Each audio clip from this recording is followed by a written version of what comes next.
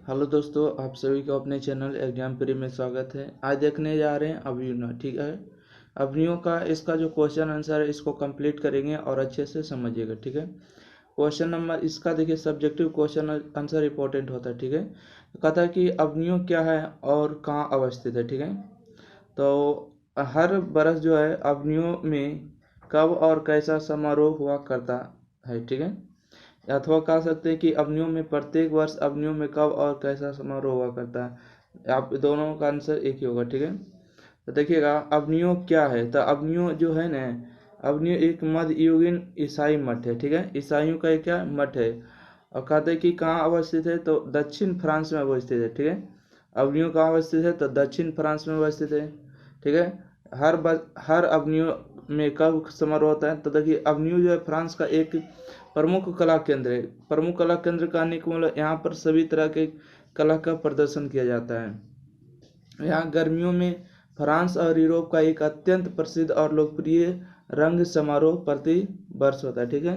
प्रत्येक वर्ष जो है, प्रत्येक वर्ष यूरोप और फ्रांस, ठीक है, फ्रांस और यूरोप का जो अत्यंत प्रसिद्ध है, मतलब कि फेवरेट क्या होते हैं कि रंग समारोह होता है, ठीक है। लोकप्रिय रंग समारोह होता है जिसमें से कला का क्या किया जाता है, प्रदर्शन किया जाता है। आइए क्वेश्चन नंबर 2 में कहते हैं कि नदी तट पर लेखक को किसकी याद आती है और क्यों, ठीक है। देखिए, अवनियों पाठ के लेखक को नदी तट पर किसकी याद आती है और क्यों, ठीक है। तो नदी तट पर लेखक को विनोद कुमार शुक्ल की एक कविता याद आती है, ठीक है। नदी तट पर बैठती है ना, तो विनोद कुमार शुक्ल की एक कविता याद आती है, क्योंकि लेखक जो है ना नदी तट पर बैठकर अनुभव करते हैं और वे स्वयं नदी हो गए। इस बात की पुष्टि करते हुए शुक्ला जी जो है, क्योंकि शुक्ल जी नदी चेहरा लोग से मिलने की जानने की बात करते हैं। कहने का मतलब हुआ कि अवनियों पाठ के जो लेखक है नदी के तट पर बैठते हैं, और विनोद कुमार शुक्ल, आप लोग मछली जो चैप्टर पढ़े हैं उसके लेखक कौन है, विनोद कुमार शुक्ल है, ठीक है।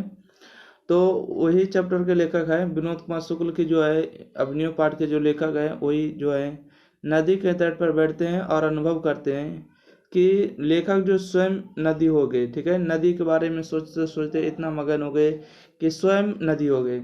इस बात की पुष्टि करते हुए शुक्ला जी ने, विनोद कुमार शुक्ला जी ने नदी चेहरा लोगों से मिलने मिलने जाने की बात करते कहते थे, ठीक है। क्वेश्चन नंबर देखिएगा 3, कहते कि नदी तट पर बैठे हुए लेखक को क्या अनुभव होता है। तो देखिए, नदी तट पर बैठे हुए लेखक को ऐसा लगता है ना कि जल स्थिर है और तट ही बह रहा है। उन्हें अनुभव हो रहा है कि वे नदी के साथ बह रहे हैं। नदी के पास रहने से ऐसा लगता है कि स्वयं नदी हो गए, स्वयं ही नदी की झलक देखते हैं, ऐसा लेखक अनुभव करते हैं, ठीक है।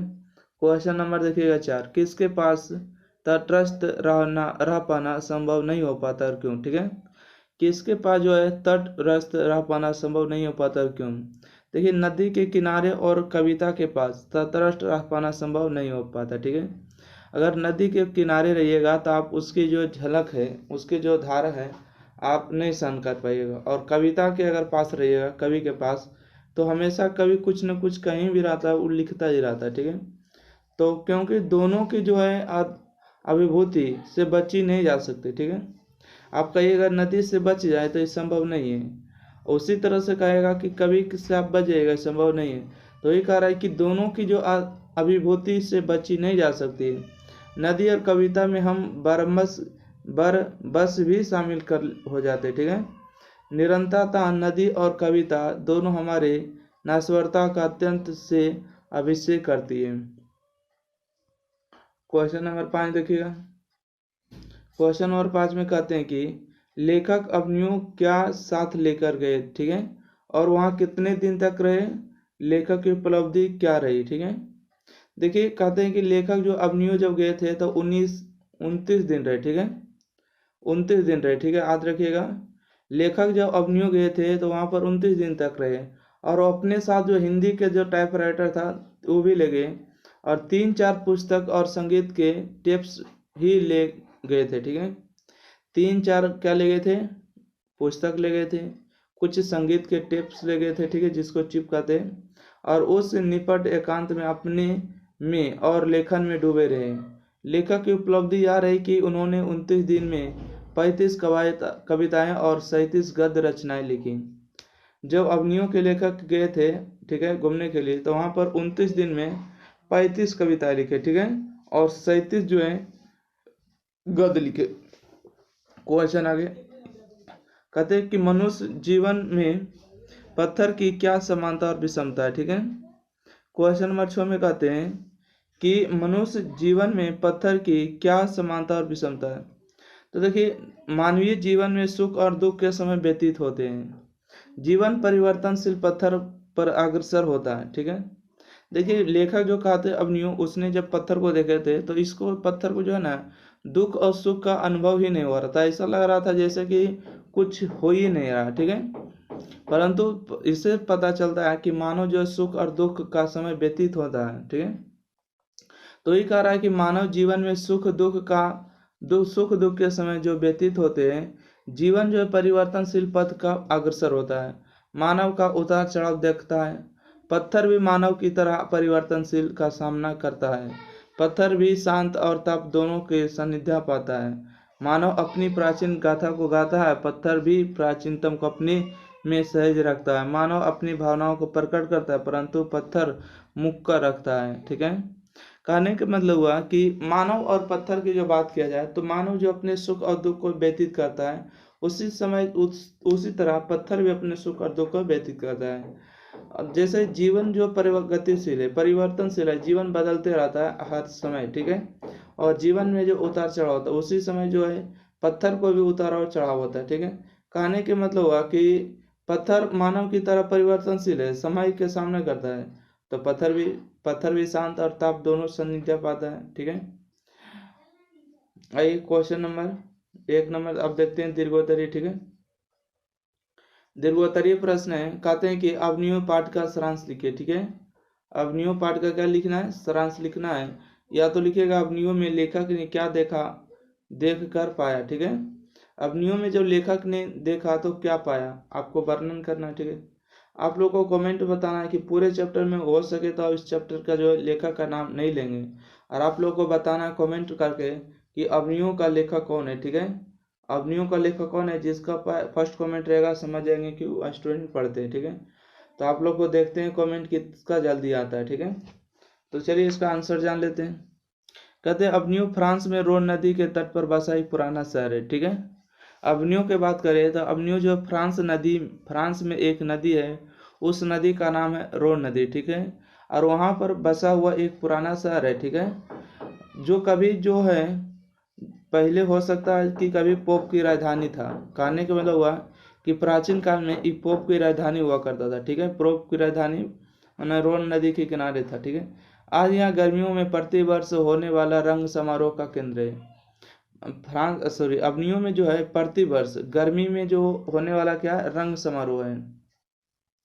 कहने का मतलब रोन नदी की दूसरी और अवनियों का एक स्वतंत्र भाग विल्लन व ला अवनियों अर्थात नई बस्ती, ठीक है। कहने का मतलब वो पोप की गतिविधियों पर नजर रखने के लिए फ्रेंच शासकों ने यह किला बनवाया था, ठीक है। देखिए पोप की जो गतिविधियां था, पोप सर की जो गतिविधियां था, जब फ्रेंच लोग शासक कर रहे थे तो वहां पर यही किला बनाया था। क्या बनाया था? किला ऊंचा होता है, ठीक है, ताकि यहाँ पर रह के सभी लोगों को नजर रखा जा सकता है, ठीक है, कौन गद्दारी कर रहा है, कौन इन्हें सुने भाग रहा है, ठीक है। तो वहीं पर बनाया था किला। उसी में अब 8 ईसाई मठ ला शत्रु क्रांति होने पर आम लोग ने इस पर कब्जा कर लिया, ठीक है। जब वहां पर ला शत्रु हुआ तो वहां पर आम लोगों ने क्या कर लिया, मतलब आम लोग मतलब जनता लोग ने इस पर क्या कर लिया, कब्जा कर लिया।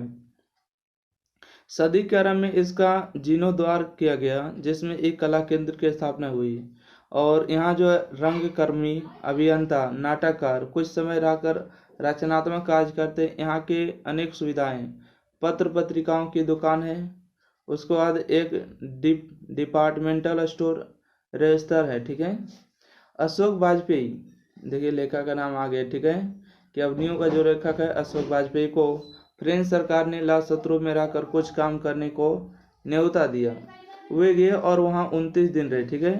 जब अशोक वाजपेयी गए तो वहाँ पर 29 दिन रहे और उस निपट एकांत में 35 कविताएं लिखी और 37 गद्य रचना की। ठीक है, 35 कविताएं और 37 गद्य रचना की। दरअसल अवन्यू फ्रांस का प्रमुख कला केंद्र है। बात करें तो अवन्यू का जो है क्या है, कला केंद्र है। अवन्यू है क्या है, फ्रांस का एक कला केंद्र है। ठीक है, सुप्रसिद्ध रचनाकार पिस्को की विख्यात कृति का नाम है द माता मेजुला द इन कविताओं। वहाँ एक एकांत है। ठीक है, और सुनसान रात और दिन प्रतिबिंबित होते हैं। जब अवन्यू जाइएगा तो वहाँ पर कैसे सुनसान है। ठीक है, सुनसान दिन और रात होते हैं। यहाँ के रोन नदी के तट पर बैठना भी दिन नदी के साथ बहना नदी की किसी अनदेखी नहीं कर सकती, भिगोती है। निरंतरता नदी और कविता दोनों में हमारी नश्वरता का अत्यंत से अभिषेक करती है। क्वेश्चन नंबर देखिएगा 2 का 1। ठीक है, 2 का 1 में कहते हैं कि लेखक अवन्यू किस सिलसिले में गए और वहाँ उन्होंने क्या देखा सुना। ठीक है, लेखक जो है अशोक वाजपेयी है। ठीक है, इसने जो है अवन्यू किस सिलसिले में गए थे और उन्होंने क्या देखा सुना। तो इसका बात करते हैं, ये क्वेश्चन 2 भी हो जाएगा। ठीक है, किला शत्रु क्या है और वह कहाँ अवस्थित है। ठीक है, आजकल इसका प्रयोग होता है क्या। ठीक है, आजकल इसका क्या उपयोग होता है। तो देखिएगा, लेखक को अवन्यू को कला केंद्र में पीटर क्रूक द्वारा की जा रही है। ठीक है, महाभारत की प्रस्तुति दर्शक हैसियत से आमंत्रित किया जाता है। ठीक है, पत्थरों की एक खदान में अवन्यू की कुछ किलोमीटर दूर पीटर क्रूक के से विवाद स्पर्धा है। ठीक है, महाभारत का प्रस्तुतिकरण किया गया। वह प्रस्तुति सच्चे अर्थ में भाव और भावात्मक भी थी। लेखक ने देखा कि गर्मियों में अवन्यू के अनेक चर्चे और पुरातन ऐतिहासिक महत्व के स्थान रंग स्थल में बदल गया। क्वेश्चन नंबर 2 देखिएगा, क्वेश्चन नंबर 2 का आंसर हो जाएगा। ठीक है, कि ला शत्रु कथुसियन संप्रदाय का एक ईसाई मठ है। ठीक है, यहाँ बिल्लन लस अवन्यू अर्थात अवन्यू का नया गांव में अवस्थित है, जो रोन नदी के दूसरी ओर है। लगभग स्वतंत्र आजकल इसका उपयोग जो है एक कला केंद्र में होता है। बात करें तो यह केंद्र जो आजकल रंगमंच और लेखन से जुड़ा है। यहाँ नाटककार, अभिनेता, संगीतकार, रंगकर्मी, ठीक है, आते हैं। पुराने ईसाई संतों के चौबर्ष में रहकर रचनात्मक लेखन करते हैं। क्वेश्चन नंबर देखिएगा 3। ठीक है, कहते हैं नदी और कविता में लेखक क्या समानता है। ठीक है, कहते जिस प्रकार नदी सदियों से हमारे साथ रही उसी प्रकार कविता भी मानव के जीवन संगनी रही है। कहने को ना नदी और कविता में बात किया जाए, नदी और जो कवि है दोनों में क्या समानता है। तो देखिए, वर्षों पहले भी था नदी और आज भी है। उसी तरह से जिस तरह से कोई भी कवि अगर कविता लिख देता है, ठीक है, तो उसका कवि जो है पहले भी था और आज भी है, तो दोनों में यही समानता है। ठीक है, जीवन संगनी बनकर रहती है। बात करें, नदी में विभिन्न जगह से जल आकर मिलते हैं और वह प्रवाहित होकर सागर में समाहित होते रहते हैं। ठीक है, जैसे छोटी छोटी नदियां जब जाकर बड़े सागर में क्या होते हैं, समाहित होते हैं, उसी तरह जो है हर दिन सागर में समाहित होने के बावजूद उसमें जल का तोड़ नहीं पड़ता है। कविता में भी रहते हैं, कविता में भी विभिन्न विडंबनाएं, शब्द भंगी, जीवन छवियां और प्रतियां आकर मिलती है, आकर क्या होती है, मिलती है और तकदार होती रहती है। जैसे नदी जल रिक्त नहीं होती, वैसे ही कविता जो है, वैसे कविता शब्द रिक्त नहीं होती। ठीक है, इस प्रकार नदी और कविता में जो है लेखक अनेक समानताएं पाता है। तो ठीक है, इस चैप्टर आपको अवन्यू वाला समाप्त हो गया। ठीक है, टोटल क्वेश्चन आंसर अगले वीडियो में मिलेंगे मछली वाले से। ठीक है, तो आप ध्यान रखिएगा मछली, तो अगला वीडियो देखने के लिए इम्पोर्टेंट है मछली। ठीक है, तो उम्मीद करते हैं इंतजार करिएगा मछली के लिए। ठीक है, जब तक के लिए बाय। वीडियो को लाइक करिए, शेयर कर दिएगा, चैनल को सब्सक्राइब करिएगा।